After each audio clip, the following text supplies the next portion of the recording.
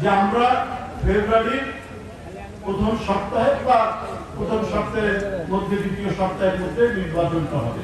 তো এর মধ্যে তো কোনো রমজান নাই, কোরবানি ঈদ নাই, অন্যান্য ঈদ নাই, রোজা নাই, ঈদ নাই, বড় কোনো অনুষ্ঠান নেই, পয়লা বৈশাখ নেই। আবহাওয়া ভালো থাকে, শুষ্ক মৌসুম, হালকা শীত থাকে। এই সময় বরাবরই আন্দোলন সংগ্রাম হয়, এই সময় নির্বাচন হয়। এই দেশের এটি একটি ঐতিহ্য।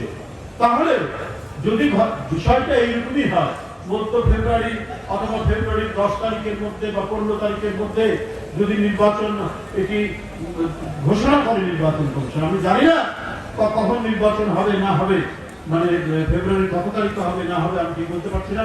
খবরের কাগজগুলো তো দেখছি যে মধ্য ফেব্রুয়ারির মধ্যে নির্বাচন যদি হয়, নির্বাচন কমিশন যদি এই তারিখ ঘোষণা করে, তাহলে এর চাইতে উপযুক্ত সময় কি এপ্রিল মাস? এপ্রিল মাস তো হতে পারে না। আপনার তখন বৈশাখ মাস শুরু হবে, ঝড় ঝঞ্ঝা কাল বৈশাখী, আপনার প্রচন্ড তাণ্ডব চলবে, প্রচন্ড গরম, এর মধ্যে রমজান, এর মধ্যে ঈদ, এবং আপনার ঈদুল ফিতরের 10 দিন পরেই কুরবানি ঈদের আয়োজন হয়, হজ যাত্রীদের আয়োজন হয়, হজ করার জন্য একটা বিরাট প্রক্রিয়া শুরু হয়ে যায়, হজ মৌসুম শুরু হয়ে যায়। তাহলে এর মধ্যে কি করে সম্ভব? আজকে আমাদের কিছু রাজনৈতিক বন্ধু তারা উষ্মা প্রকাশ করেছিল, যে আমাদের অ্যাডভোকেট সালাম ভাই বলেছে যে লন্ডনের বৈঠককে বলেছেন নিরপেক্ষতা ক্ষুণ্ণ হবে। ভাই, আপনাদের ইতিহাসটা পর্যন্ত দেখি, আপনারা কখন নিরপেক্ষতার সাথে কাজ করেছেন?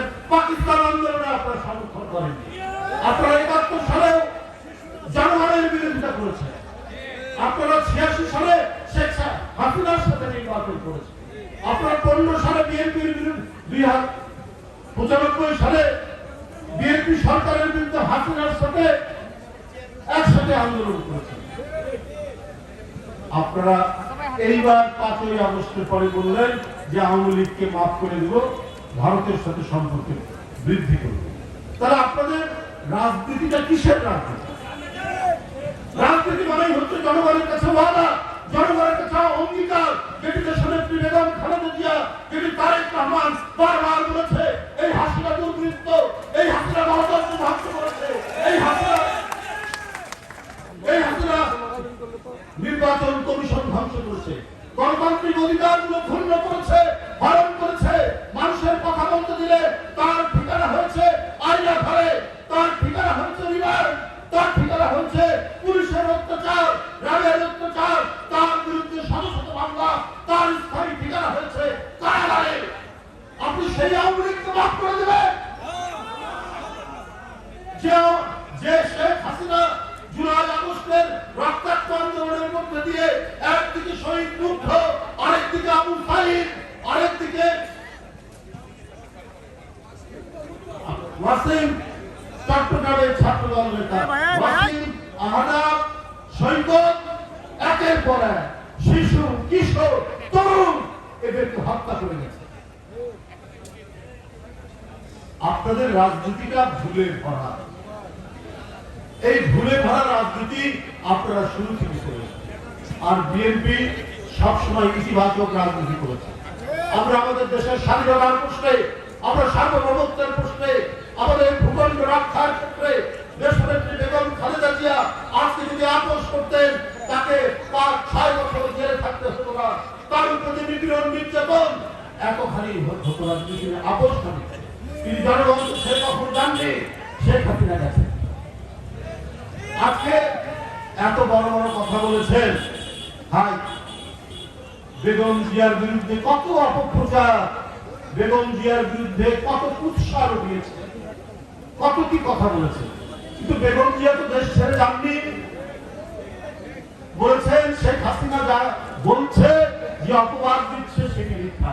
বরং করেছেন নির্যাতন, কারাগারের মধ্যে থেকেছেন, যে কারাগার একটা ২০০ বছরের পুরনো কারাগার, শুধু ধুলা উড়ে, বালি উড়ে, উনার চোখে অপারেশন, সেই ধুলা বালি উড়ে তার চোখকে আরো ক্ষতিগ্রস্ত করেছে। তারপর শেখ হাসিনা অন্যায়ের কাছে তিনি মাথা নত করেন। এই হচ্ছে দেশনেত্রী বেগম খালেদা জিয়া। ভাই, শেখ হাসিনার এত পুলিশ, এত র্যাব, এত টাকা পাচার, আপনার বেসিক ব্যাংক লোপাট, সোনালী ব্যাংক লোপাট, একটার পর এক ব্যাংক লোপাট, তাদের টাকা শুনে উড়ে সিঙ্গাপুরে, তাদের টাকা শুনে শুধু উড়ে বেড়ায় অস্ট্রেলিয়ার সিডনিতে, তাদের টাকা উড়ে বেড়ায় সুইজারল্যান্ডে, দুবাইয়ে, কানাডায়। সব শেখ পরিবার, না হলে আওয়ামী লীগের বড় বড় নেতা, আওয়ামী লীগের মন্ত্রী। আপনার 300-400 মিলিয়ন পাউন্ডের সম্পত্তি পাওয়া গেছে ইংল্যান্ডে। কে? সাইফুজ্জামান, শেখ হাসিনার ভূমি। এর মধ্যে ইংল্যান্ডের পুলিশ তার কয়েকটি সম্পত্তি বাজেয়াপ্ত করেছে। শেখ হাসিনা, এইটার দায় কি আপনার নয়? আপনার এক একটা মন্ত্রী এক একটা ব্যাংক দিয়েছে, সেই ব্যাংকগুলো আজকে কোনো টাকা নাই, জনগণের টাকা দিয়েছে, ওই টাকা পাচার করে দিয়েছেন বাইরে। এর জন্য কি দায় শেখ হাসিনার নেই? এই জন্য কি দায় আওয়ামী লীগের সরকার নেই? ওরা বাংলাদেশ চাইনি, ওরা বাংলাদেশটাকে অন্যের কাছে লিখে দিতে চেয়েছে আর বলেছে আমরা যত পারি লুটে পুটে নিয়ে আমরা চিরদিনের জন্য শেখ পরিবার আর আওয়ামী লীগের কিছু ব্যবসায়ী তারা বিদেশে আরামে আসে থাকবে, কয়েক প্রজন্ম ধরে থাকবে। এইটাই ছিল তাদের উদ্দেশ্য। এই কারণে তাদের যারা প্রভু খুবই অসন্তুষ্ট। ওই শেখ হাসিনার সময় আপনারা তো পুশিং করেননি, গতকাল 44 জন পুশিং করেছে। তার মধ্যে একটা কার্ড, ভারতীয় নাগরিকের কার্ড আছে, এই কার্ড সহ প্রায় 4-5 জনকে আমাদের বিজেপি ধরেছে। কেন কেন পুশিং করেছেন? সব ভারতের লোক পায়ে পাড়া দিয়ে, গায়ে ধাক্কা দিয়ে পার্শ্ববর্তী দেশ কি ঝামেলা পাকাতে চান বাংলাদেশের সাথে? হঠাৎ করে আজকে নীলফামারীর বর্ডার, আজকে লালমনিরহাটের বর্ডার, আজকে ঠাকুরগাঁর বর্ডার, আজকে মৌলভীবাজারের সীমান্ত, আজকে সাতক্ষীরার সীমান্ত, প্রতিদিন 20টা 25টা 40টা করে আপনার বিদেশি নাগরিক বলে তার বাংলাদেশে পুশিং করছে। আমি বলবো সরকারকে, আপনারা এর কড়া জবাব দিন। বাংলাদেশ স্বাধীন রাষ্ট্র, এর একটি স্বাধীন পতাকা আছে, এর একটি স্বাধীন ভূখণ্ড আছে, এর একটি শক্তিশালী সার্বভৌমত্ব আছে। এদেশের মানুষ ওরা জুলাই সৃষ্টি করতে পারে, ওরা আগস্ট সৃষ্টি করতে পারে। এদেশের তারুণ্যের রক্তকে আপনার ছলকে উঠে এই রক্ত প্রতিরোধ করতে জানে। তাই এরা 90 সৃষ্টি করেছে, এরা 71 সৃষ্টি করেছে, এরা 7ই নভেম্বর সৃষ্টি করেছে। আজকে দিল্লির প্রভুরা এটা ভুলে গেছে যে দেশের 18 কোটি মানুষ কিভাবে তারা প্রতিরোধ করতে পারে আর কিভাবে তারা প্রতিবাদ করতে পারে। তাই তাদেরকে আমি হুঁশিয়ার করে দিতে চাই, এইভাবে বাংলাদেশের স্বাধীনতাকে অগ্রাহ্য করে অশ্রদ্ধা দেখিয়ে আপনারা যদি এই পুশিং অব্যাহত রাখেন, এর দায় দায়িত্ব আপনাদেরকে নিতে হবে। আমি আর বন্ধুরা আজকে গাজীপুর জেলা বিএনপির